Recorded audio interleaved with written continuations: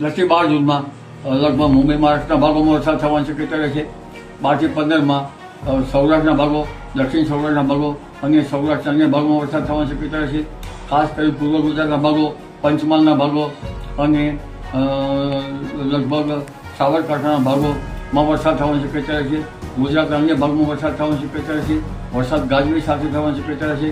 પરંતુ ઉલ્લેખનીય છે કે 18 જૂન પછી બંગાળ ઉપસાગરમાં એક મજબૂત સિસ્ટમ બનશે, જેના કારણે આદ્રા નક્ષત્રમાં વરસાદ થવાની શક્યતા રહે છે.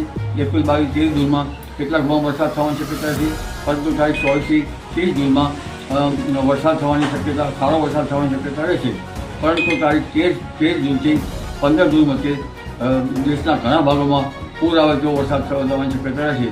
ખાસ કરીને પૂર્વ ભારતના ભાગો અને કેટલાક પૂર્વીય ભાગો અને પૂર્વીય મધ્યપ્રદેશના ભાગોમાં ભારેથી અતિ ભારે વરસાદ થવાની શક્યતા રહેશે.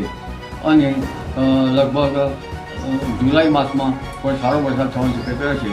આ વખતે જુલાઈ માસમાં પણ પવનનું જોર વધારે રહેશે અને ગાજવીજ થવાની શક્યતા રહેશે. ચોમાસું એકંદરે સારું રહેવાની શક્યતા રહેશે. પણ વિશ્વાવસુ નામનું સંવત્સર હોવાથી અન્ય એટલે ગરમ વાયુ ફૂંકાશે અને ગરમીનો અનુભવ પણ થશે.